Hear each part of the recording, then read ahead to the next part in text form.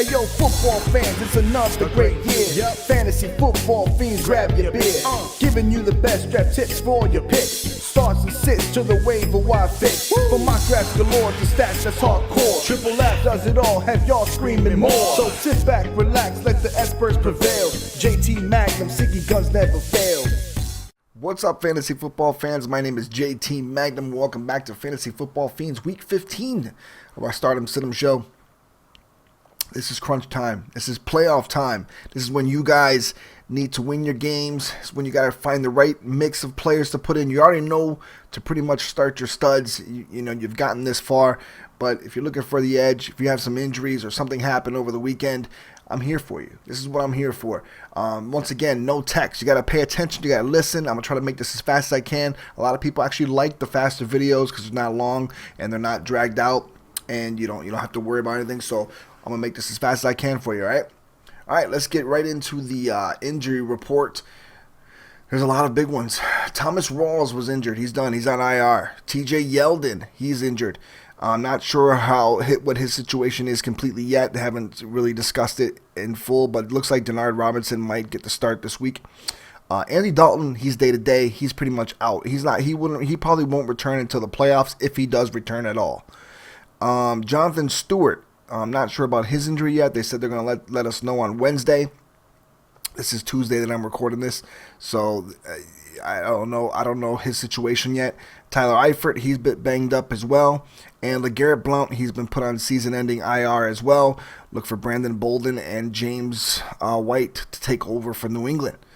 They also signed, I'm trying to remember his name, Monte Ball off the street as well, pretty much. So look for New England. You never know with the team. You never know who they're going to play, what they're going to do. So you never know. But let's get into Rewind.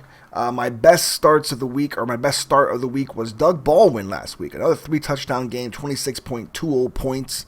And my worst start of the week was Travis Kelce, who just laid an egg. Like, he was horrible. He shouldn't have been that horrible, but for some reason they weren't using him last week, and he only got 1.80 points. These are all, of course, according to NFL.com, standard scoring. And my best sit of the week, Amari Cooper, 0 points. Denver Broncos defense is nasty. My worst sit of the week, not so bad this week, it was Eddie Lacy with 20.80 points, and that came out of nowhere. A lot of people had Eddie Lacy as a sit last week as well, I believe, and he came out of nowhere, just surprising everybody. So I'll take that. I'll take that hit, because I didn't even know he was going to run wild last week against Dallas, who's been playing very good defense.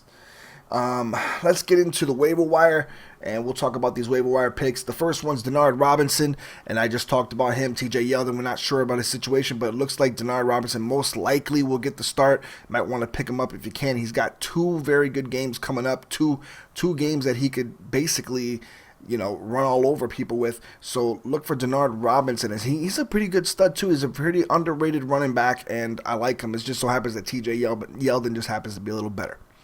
Duwan Harris from the Seahawks, they also signed Bryce Brown, so be careful with that because they're supposed to be competing for the starting spot. And I'm not sure which one's going to start. I have Duwan Harris here, but it could very well be Bryce Brown. Pay attention to that this week, because if you have a chance to try to pick up Bryce Brown instead, pick him up if he starts, because Bryce Brown can play. Problem is he has a fumbling problem.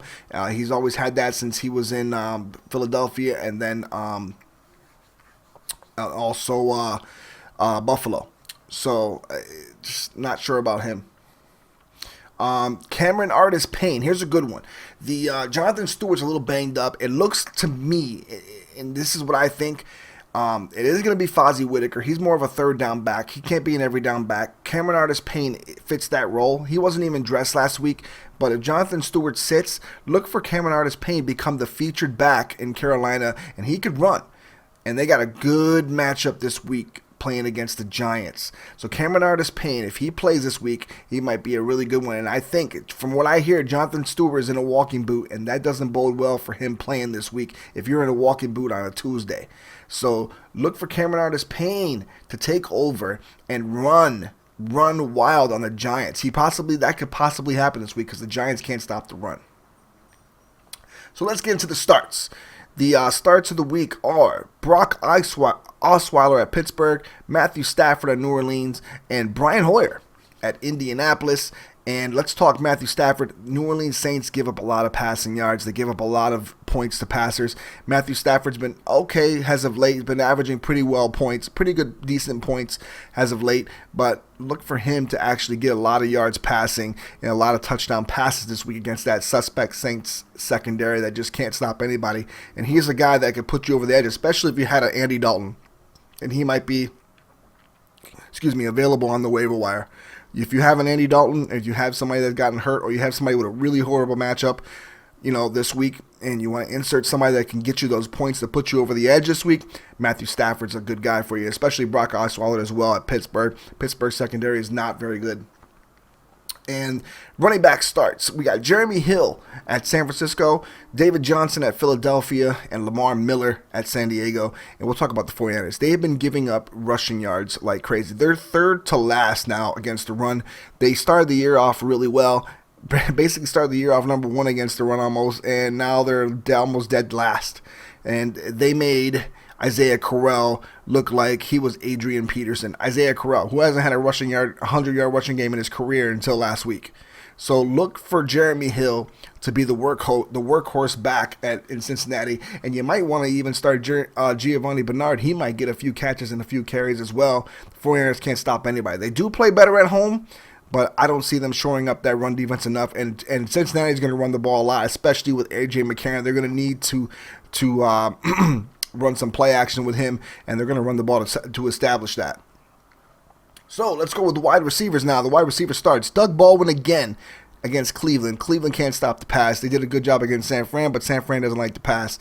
And when they do pass, they don't know what they're doing. So don't expect Cleveland to stop the passing attack of Seattle, who's on fire right now.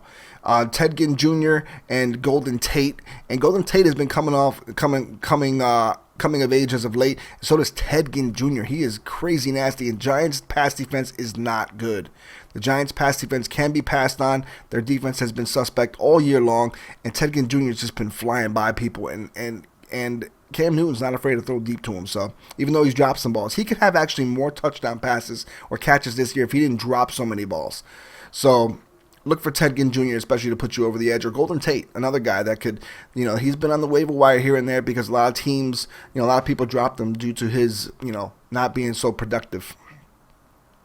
Tight end starts. We got Julius Thomas, Jordan Reed, and Richard Rodgers. And I'll talk about Richard Rodgers. He's another guy. Ever since that Hail Mary catch, he's been slowly getting the ball more from Aaron Rodgers, and that Rodgers to Rodgers connection's been really well. And I like him against Oakland. Oakland's given up a lot of points to tight ends, and I don't see that ending this week against Oakland.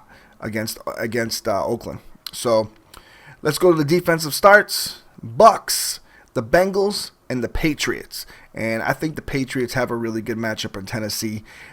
Their defense has been flying to the ball. They need to play well, and I just like the way their defense just, they can cause some turnovers, and they're playing a rookie. And Bill Belichick knows how to game plan against rookies, and he's going to make a rookie look bad. And I think poor Marcus Mariota is going to suffer this week against that New England Patriots defense.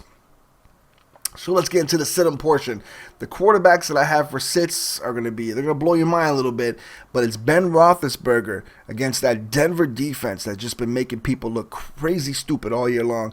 Ryan Fitzpatrick and Eli Manning, facing the Carolina defense. But we'll talk about Ben Roethlisberger. He's a guy that, he can throw 6 touchdown passes one day and then the very next week throw 1. It's just, that's the kind of offense they have sometimes, and it's explosive, and sometimes he throws for a lot of yards, but he doesn't throw touchdown passes sometimes, and it drives me absolutely bonkers. But playing against that Denver team, they don't give up a lot of yards passing, and I think Ben Roethlisberger is going to struggle, especially with that pass rush coming at him.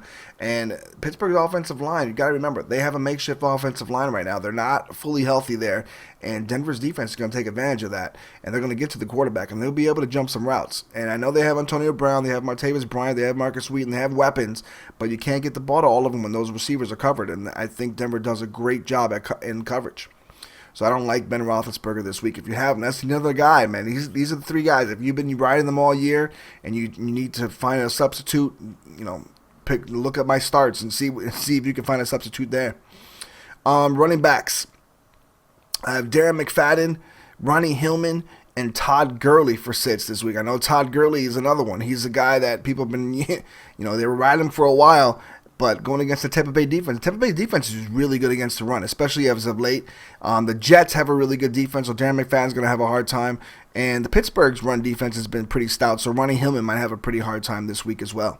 I don't like any of those three this week. The only one that I possibly would maybe start is Gurley, because you want to take the chance that he might break loose, but I don't like him against that Tampa Bay defense. Now here's where you're gonna think I'm crazy. My wide receiver sits of the week: Odell Beckham Jr. going against Josh Norman in Carolina. Josh Norman has shut down everybody. He shut down Julio Jones last week. Granted, Julio Jones got some catches and some yards, but no touchdowns, nothing pretty much at all. And he got like 8 points in NFL standard scoring. On PPR league, then it'd be a different thing. Then you obviously want to start him because they're going to get targets regardless. But Odell Beckham Jr., Antonio Brown, and Dez Bryant against the Jets. Dez Bryant's going against Revis Island. Antonio Brown will be against Chris Harris Jr. and of course Aqib Talib. This Denver secondary, man, they've been shutting down teams all year long. They've been shutting down number one wide receivers all year long. And Odell Beckham Jr. against Josh Norman, I don't like it. Josh Norman has been consistently, I told you last week, he's on another level. He's on a different level. He's just killing people. Tight end sits. I have Gary Barnidge against Seattle, Delaney Walker at New England, and Zach Miller at Minnesota. And let's talk about Gary Barnidge. Seattle was giving up a lot of points to tight ends. They were giving up a lot of yards and things like that at the beginning of the year. But it seems like now they've shored up their defense. It seems like they've just been playing lights out defense, and especially lights out offensively. And I don't like Johnny Manziel being able to pass against that Legion of Boom. It's a little different story when he was playing the 49ers last week. But against Seattle, in Seattle, it's going to be a lot tougher for Johnny Manziel this week to get the ball to Gary Barnidge. So I don't like him this week. I don't even think Cleveland's going to be able to score any touchdowns. Defenses, sits of the week: Eagles, the Packers, and the Lions. Obviously the Lions because of New Orleans' offense. Eagles are playing Arizona, and when you're playing Arizona, you know Carson Palmer's going to throw deep. You know that this Arizona team is going to do their thing. So it's just that you can't possibly start the Eagles. I know they scored special teams touchdowns. I know they did everything, but Arizona's special teams are just as good, and I don't think Philadelphia is going to be able to do that. And they're not going to intercept Carson Palmer, because Carson Palmer has been very careful with the ball. I don't see them intercepting him, taking him to the house. I don't see that coming up or doing anything at all whatsoever. So that's my defensive sits. Sleepers of the week now. We got Dewan Harris, that guy I was talking about. It could be Bryce Brown. You never know. But I'm going to call it Dewan Harris. I'm going to say he wins the job. He's been on the team. He was the one getting the carries last week, so I think he's going to win that job.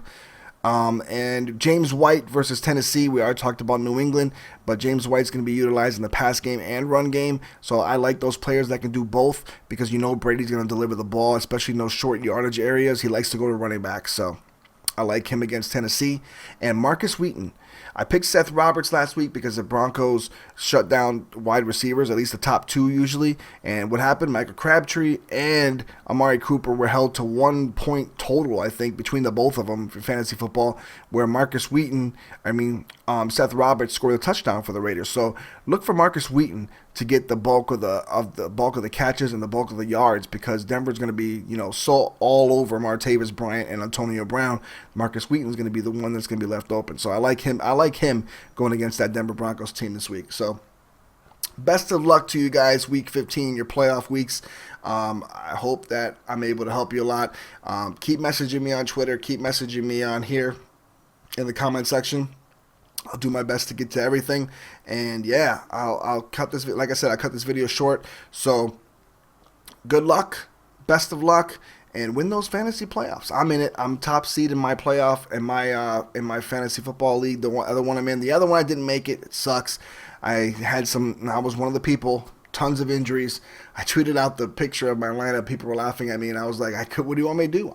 Everybody that I drafted got hurt almost, so it was rough. I was one of the guys that had four running backs hurt, and I kept trying to draft people, but people were taking them before I could even get a chance to blink.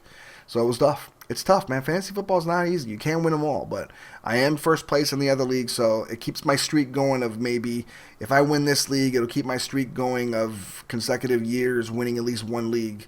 So we'll see what happens. But I've never been in more than 3 leagues in 1 year, so and that's a pretty good streak. I think I've won 3 leagues. I think I've won 3 leagues 3 times, where I've been in 3 leagues in 1 year and I've won it 3 times, and I think it was 3 times in a row. So we'll see what happens. All right, guys. Thanks for watching, and like I said, leave your comments and best of luck this week. All right. So for Fantasy Football Fiends, I'm out. Peace.